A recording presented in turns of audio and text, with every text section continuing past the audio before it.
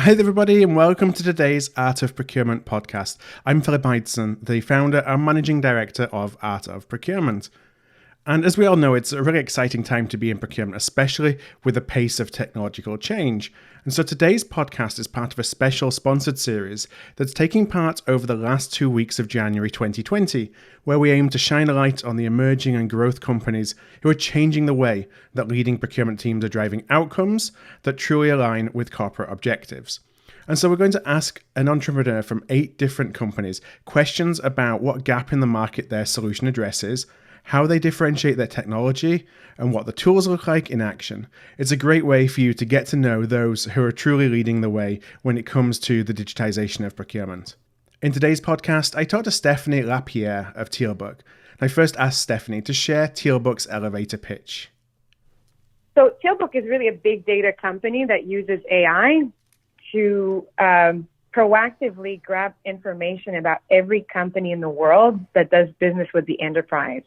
And we really are solidifying our position as a trusted source of supplier data that powers a $20 billion and growing procurement software market. So when you talk about information on the enterprise, what kind of information are you talking about? Well, if you think about procurement today, they have access to a lot of information. There is a lot of data. It's not by lack of data. But data lives everywhere. It lives across systems. It lives outside the organization. It lives in people's head. And so it makes it incredibly difficult, as we know, for a company who has, 3,000, 10,000, 50,000. We have Fortune 100 customers who have up to 200,000 suppliers globally. And, if you think about the amount of information that needs to be collected, maintained, validated, and the sheer amount of data about those suppliers across the organization, I'd say, and our customers would say, it's an impossible task.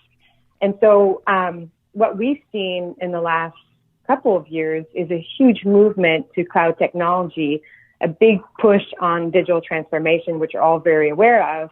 And we've seen procurement teams, running to, frankly, partners that they trust, the procurement software companies that they've done business with, or telling a really good digitization story and a good data story. But unfortunately, what, procurement teams are facing now is that, yes, they're getting software and software works well, but the data has not been resolved. When we ask, and I often I speak at procurement conferences, I always start with 2 questions. The first question is, raise your hand if you have some confidence in the quality of your supplier data today. Mm-hmm. As you can imagine, everyone smiles. Yep. They look around. Nobody raises their hands. I say, some confidence. I say, okay, raise your hand if you believe that good quality data on your suppliers is absolutely critical to the digital procurement transformation. Mm-hmm. And then we get 100% of people raising their hands. And it lands incredibly well because we're talking about, who's invested in P2P software in the last couple of years. Right, the Coupas, the Rebas, Ivalua, Jagger.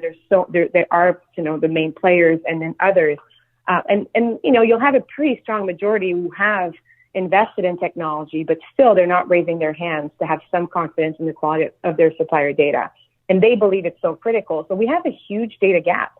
There's a huge data problem right now, and it's actually impacting the return on the investment and the efficiency of all the dollars that are going and being poured into technology. And it's not the technology, it's not the software fault. They have great functionalities, right. They have great interface, they give transparency or automate workflow, but they need to be populated with data, and the data needs to be maintained, and the data needs to be useful to whoever is using the software. And if it's not, it's causing a ton of friction, delays, and even failure in digital procurement transformation today.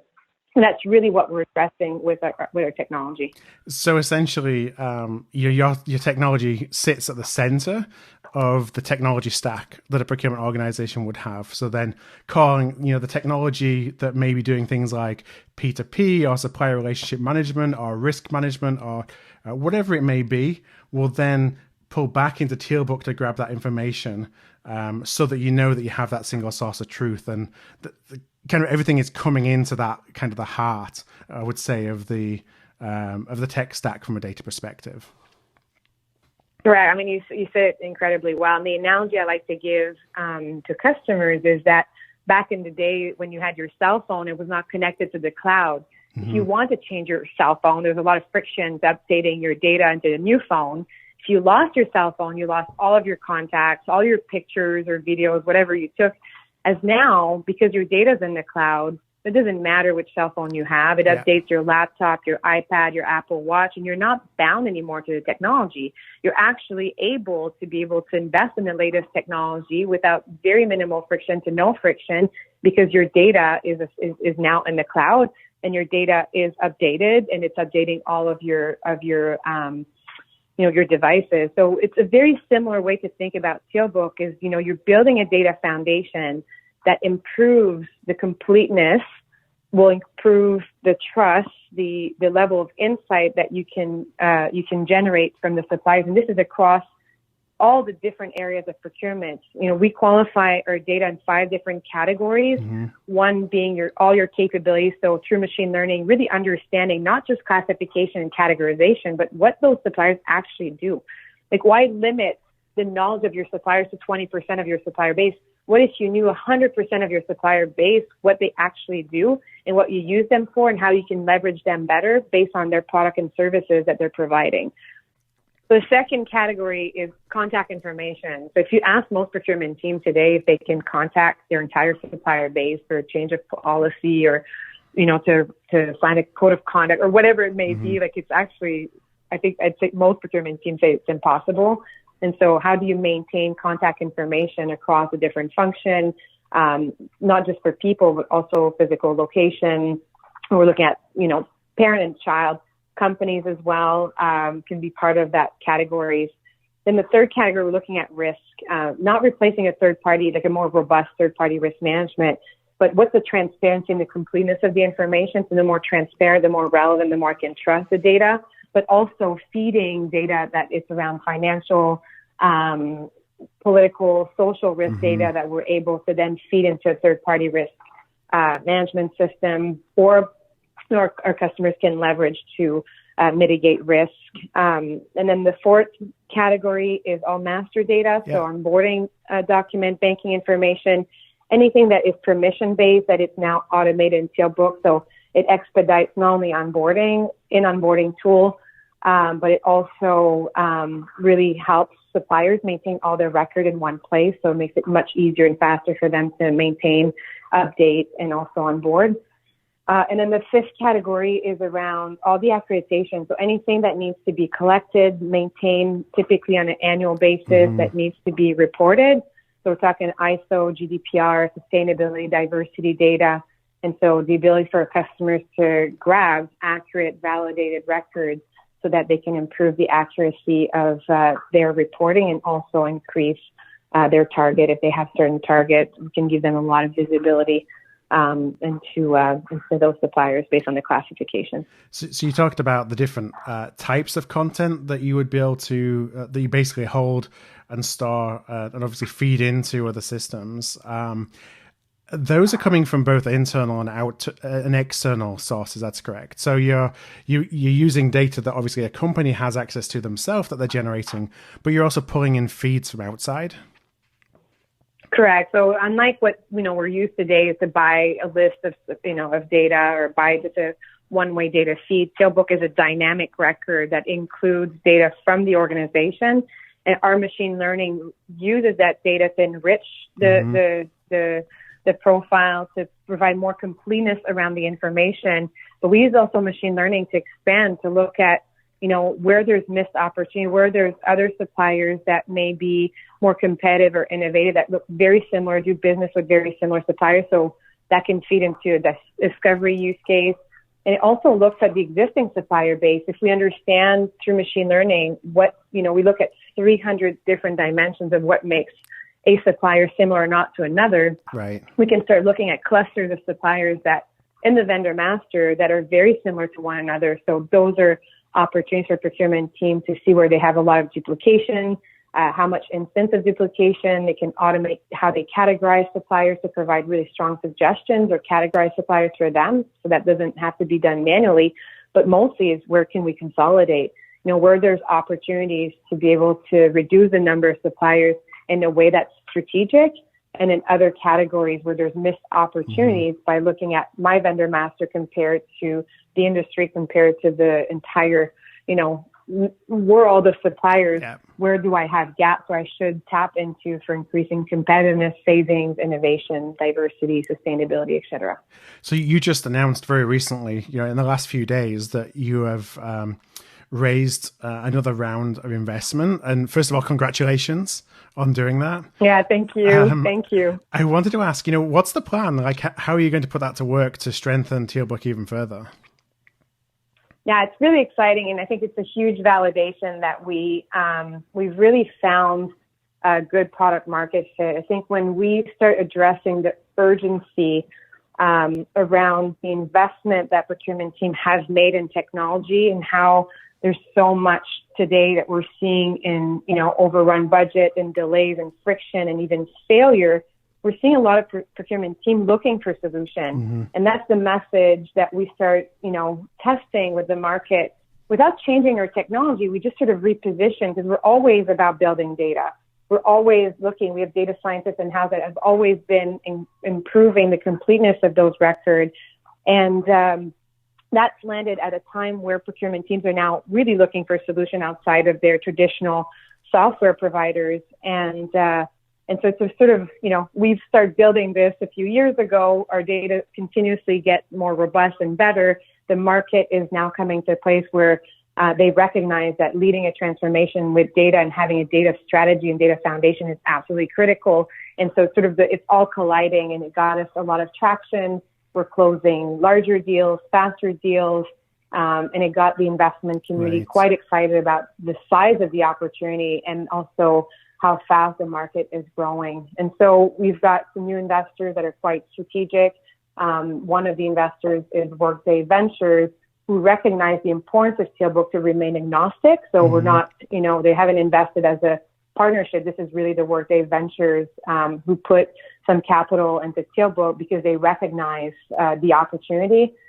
Being Workday, knowing and understanding the space, that having a data foundation will be absolutely critical, and so they wanted to be involved. But I think that validates, enormously the opportunity that we have in front of us, and how the market is getting really excited about it. Yeah, we definitely talk on the pod a lot about the data challenge, and how critical it is, but it's also something that up until now has been overlooked somewhat. And I think it's been overlooked because it's hard. And there hasn't been a lot of answers. And yet it drives so much. Sometimes we look at technology as being a silver bullet, but it almost doesn't matter what technology you have if you don't have access to good data to support it. So definitely something that's becoming, I think, more and more important for procurement teams to get a hand around. What I wanted to ask to kind of follow up on that is, when folks engage with Tealbook, what does that first step usually look like? Is there a pilot program? Do you do proof of concept? Do you look at a certain data stack or a certain division? How does that typically work? Yeah, our team really tries to understand what our customers are trying to accomplish long term. Like, they really buy into the vision that they're going to be building their data foundation on Tealbook, but it doesn't happen overnight. And so what are the priorities? What data categories are they looking to complete first? How they would want eventually to integrate that data into their technology. That may not happen also on day one. We can look at the data and show them upfront what the enrichment looks like, so that they have a better sense of how the data can be, improved, and we can give them a sense of how the data can be used. But typically, when we start working with a client, we get the vendor master, and for us, the activation time is quite fast. But it gives a lot of insight up front that our customers can start gauging to be able to build their strategy. So we do have some lightweight, we have a beautiful interface that addresses some lightweight features that a mid-market company who has no technology or very little technology today can start leveraging. Yeah. Because then they would lead their transformation with their data strategy.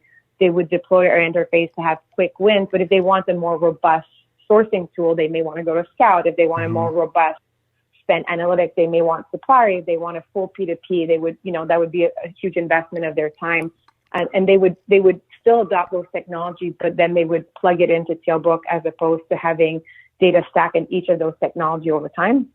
And then if a company already has their technology, they could still use Tealbook as a standalone to start with. That typically helps them identify use cases for the data, and then they can use it to feed and power a P2P implementation. They can use it if their P2P doesn't particularly provide a good supplier network, for example. That could be a use case. We have partnership ongoing with P2P that don't have a network, so their customers can tap into a discovery use case using Tealbook and things like that. So it's really for us understanding what the company and the procurement team is looking to accomplish. And our team is very consultative in terms of understanding and then being able to build a use case and build the key success factors that's going to ensure that our clients are going to have a successful rollout, and also build a roadmap for the future that will have them build this data foundation that's going to power their technology solution. So if anyone who's listening who is interested in learning a little bit more about what you do and perhaps even how to take that first step, what's the best place for them to go to find out a little bit more about Tealbook? Yeah, our new website came out last week, and so we're always happy, even if it's just to have a conversation around what that looks like or some of the challenges that you may have. We'd love to have a conversation. So please go to tealbook.com.